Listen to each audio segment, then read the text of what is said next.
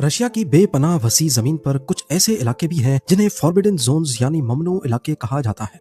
ये वो जगहें हैं जहां ना सिर्फ आम इंसानों का बल्कि खुद रशिया के अपने शहरियों का दाखिला भी सख्ती से मना है। यहाँ कदम रखना सिर्फ गैर कानूनी ही नहीं बल्कि आपकी जिंदगी को खतरे में डाल सकता है। इन इलाकों को रशिया में जाटो कहा जाता है, जिसका इंग्लिश में मतलब है क्लोज एडमिनिस्ट्रेटिव टेरिटोरियल फॉर्मेशंस। आम अल्फाजों में ये वो बंद शहर हैं जो सोवियत यूनियन के दौर में बनाए गए थे। ये शहर उस वक्त सोवियत यूनियन के मैप में भी शो नहीं होते थे। इनका कोई नाम नहीं था, सिर्फ कोड नंबर से पहचाने जाते थे, जैसे अर्जमास 16 या चेलियाबिंस्क 70। इन शहरों में रशिया अपने सबसे खतरनाक और सबसे अहम मिलिट्री, न्यूक्लियर और स्पेस के राज रखता था। अगरचे सोवियत यूनियन अब टूट चुका है, लेकिन ये बंद शहर आज भी मौजूद हैं और पहले से ज्यादा सख्त सिक्योरिटी के साए तले हैं। इन तमाम बंद शहरों में सबसे ज्यादा पुरअसरार और खौफनाक नाम है मिज़गोर्ये।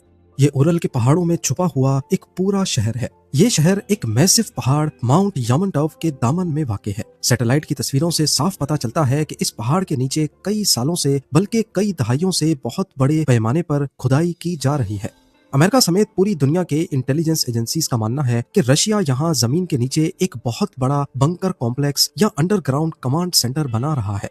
कुछ थ्योरीज कहती हैं कि ये एक डूम्सडे वॉल्ट है जो न्यूक्लियर जंग की सूरत में रशियन हुकूमत और एलीट को पनाह देगा। जब भी रशियन हुकूमत से इस बारे में पूछा जाता है, वो कहते हैं कि ये सिर्फ एक माइनिंग साइट है या फूड स्टोरेज फैसिलिटी। लेकिन इस जगह की इतनी जबरदस्त मिलिट्री सिक्योरिटी और इसे बंद शहर का दर्जा देना, ये सब इशारा करता है कि यहाँ कुछ बहुत ही अहम और पोशीदा हो रहा है। इसके बाद नाम आता है ओज़ग्योर्स्क का, जिसे पहले सिटी 40 कहा जाता था। ये रशिया के पहले न्यूक्लियर प्रोग्राम की पैदाइश की जगह है। यहाँ मायक नाम का न्यूक्लियर प्लांट है जहाँ सोवियत यूनियन ने अपना पहला एटॉमिक बॉम्ब बनाया था। ये जगह इतनी खुफिया थी कि यहाँ के रहने वाले 1990s तक मुल्क के बाकी हिस्सों से बिल्कुल कटे हुए थे। एक और इंतहाई पोशीदा इलाका कपुस्टिन यार है। ये एक इंतहाई high security missile testing range है जो 1946 में कायम की गई थी। सोवियत दौर से ही यहाँ नए नए हथियारों, मिसाइल्स और रॉकेट्स के एक्सपेरिमेंट्स किए जाते हैं। 1940 से ही इस इलाके से यूएफओस के देखे जाने की रिपोर्ट्स आती रही हैं। कई लोग मानते हैं कि अमेरिका के रोजवेल इंसिडेंट की तरह रशिया का भी अपना एक यूएफओ क्रैश यहाँ हुआ था, जिसके बाद से रशिया रिवर्स इंजीनियरिंग करके एलियन टेक्नोलॉजी पर काम कर रहा है। पर हकीकत क्या है ये तो शायद ही कभी पता चल सके। लेकिन कपुस्टिन यार आज भी दुनिया की सबसे पोशीदा मिलिट्री साइट्स में से एक है।